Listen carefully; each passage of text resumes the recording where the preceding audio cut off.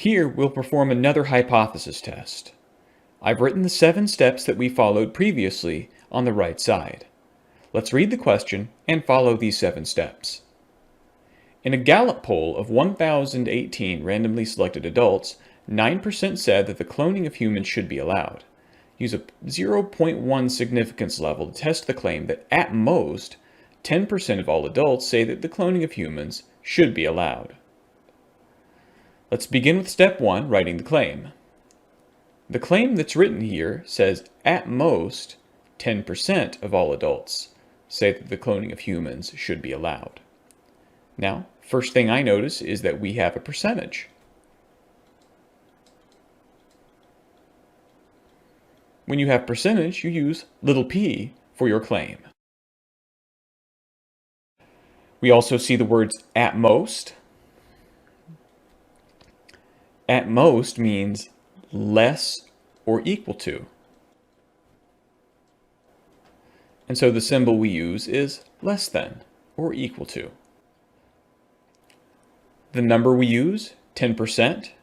Remember that 10% is the same thing as saying 0.1. Also remember that if you have equal to in your claim, that means the claim is the null hypothesis. If it didn't have equal to, we would have to say it's the alternate. Let's begin writing the claim now. We'll use the letter P, and we'll say less than or equal to 0.1. Now, that's the null hypothesis, and it is also the claim. That means now for step 2, we can write the alternate hypothesis. The opposite of less than or equal to is greater. We'll still use little p, and we'll still use 0.1.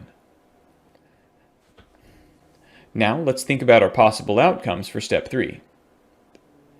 So the first outcome is if big P is less than or equal to alpha, that means we have strong evidence.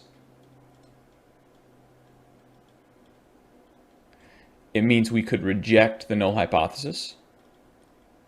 Imagine if we crossed out the null hypothesis, we would also be crossing the claim out with it. So, in this case, we would reject the claim in the event that big P is less than or equal to alpha. Now, in the event that big P was greater than alpha, we would have evidence that is not strong. Therefore, we would fail to reject the null hypothesis.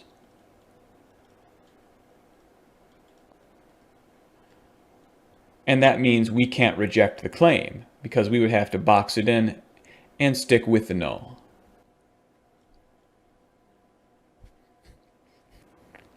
Now let's move on to step 4, where we calculate the test statistic. To calculate the test statistic, we'll use this equation. We'll call our test statistic z, and we'll use parentheses p hat minus p, divide by square root of p times q divided by n. Let's put some places for those in Excel. We'll have p, which is the claim proportion. We'll have p hat, which is the sample proportion.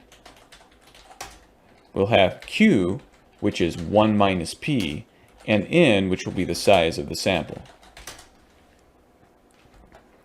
Now, our claim proportion is written in the claim. We have that the null hypothesis says that little p is less than or equal to 0.1. That's what we'll put for our claim proportion. To find q, we'll say that equals 1 minus the p we just found. Now we'll have to go back to the question to get the p hat and the n. Now the sample proportion, p hat, was given to us in the first line.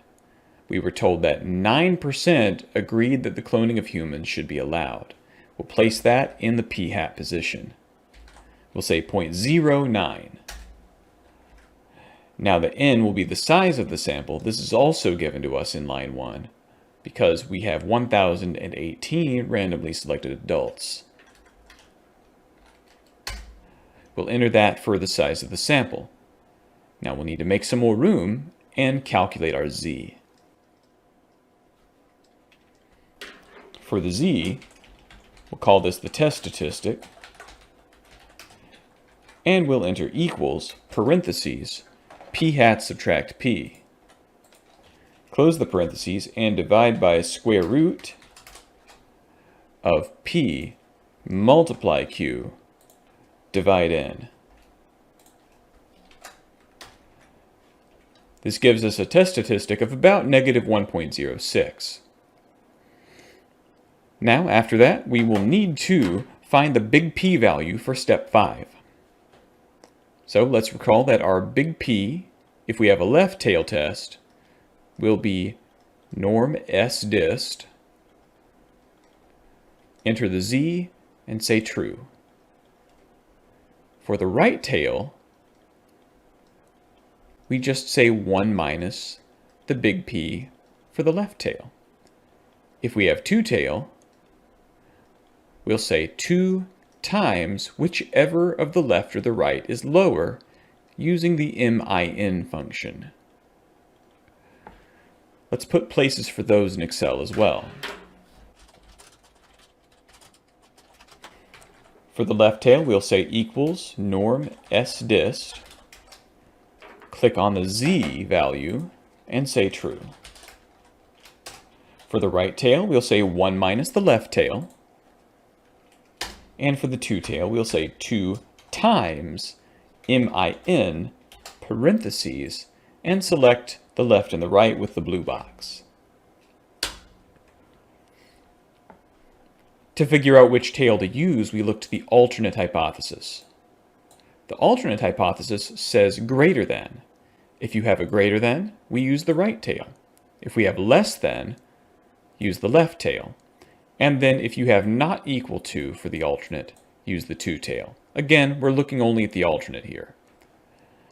Now, since our alternate says greater than, we'll say the right tail is the answer.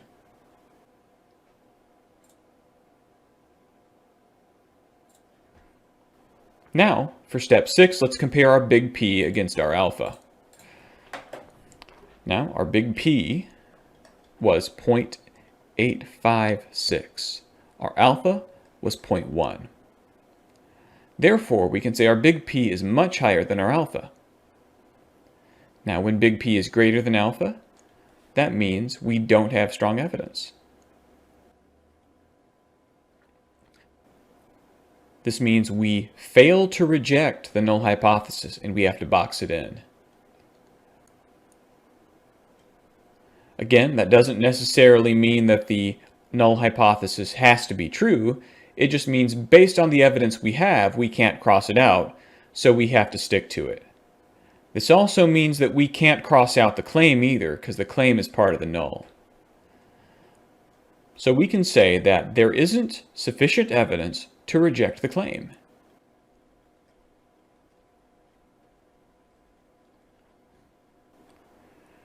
Now let's reread the wording in the question and restate it.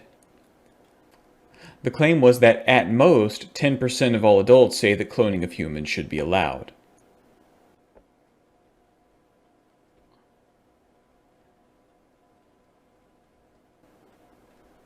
We might also want to mention that we have failed to reject the null hypothesis at a significance level of 0.1.